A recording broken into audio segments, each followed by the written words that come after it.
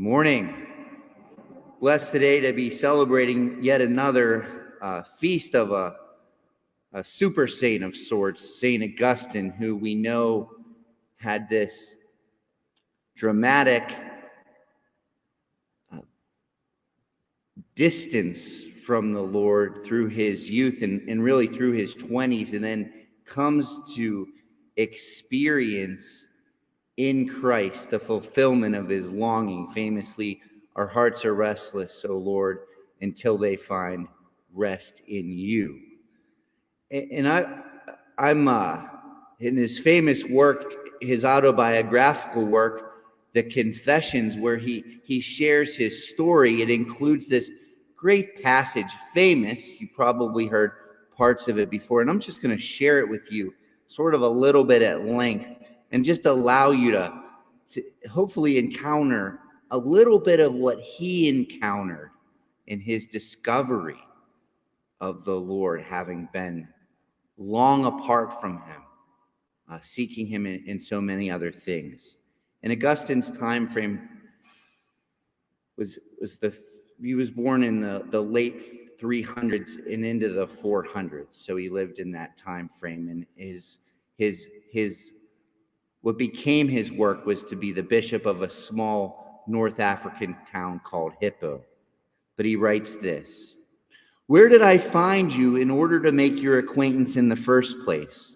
You could not have been in my memory before I learned to know you. Where then could I have found you in order to learn of you, if not in yourself far above me? Place has here no meaning. Further away from you or toward you we may travel, but place there is none. O truth, you hold sovereign sway over all, who turn to you for counsel, and to all of them you respond at the same time, however diverse their pleas. Clear is your response, but not all hear it clearly. They all appeal to you about what they want, but do not always hear what they want to hear.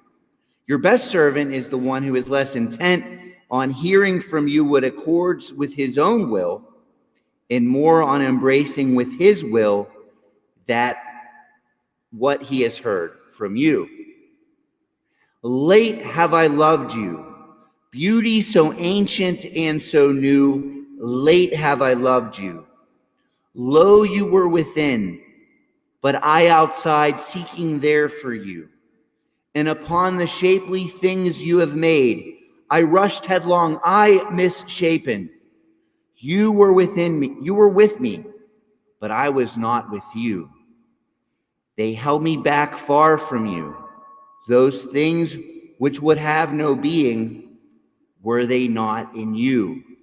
You called, shouted, broke through my deafness. You flared, blazed, banished my blindness. You lavished your fragrance. I gasped, and now I pant for you. I tasted you, and now I hunger and thirst. You touched me, and I burned for your peace. When at last I cling to you with my whole being, there will be no more anguish or labor for me, and my life will be alive indeed, alive because filled with you. But now is very different. Anyone whom you fill, you also uplift, but I am not full of you, and so I am a burden to myself. Joys over which I ought to weep do battle with sorrows that should be matter for joy, and I do not know which will be victorious. But I also see griefs that are evil at war in me with joys that are good, and I do not know which will win the day. This is agony, Lord. Have pity on me. It is agony. See, I do not hide my wounds. You are the physician, and I am sick. You are merciful. I in need of mercy. Is not human life on earth a time of testing? Who would choose troubles and hardships? You command us to endure them, but not to love them. No one loves what he has to endure, even if he loves the endurance. For although he may rejoice in his power to endure, he would prefer to have nothing that demands endurance. In adverse circumstances, I long for prosperity. In times of prosperity, I dread adversity. What middle ground is there between these two, where human life might be free from trial? Woe betide worldly prosperity, and woe again from fear of disaster and evanescent joy.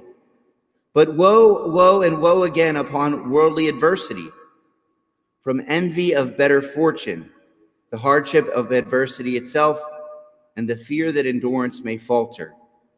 Is not human life on earth a time of testing without respite? On your exceedingly great mercy, and on that alone, rests all my hope. Close quote. It's big for the grace to be open to the Lord's breaking through our darkness. St. Augustine.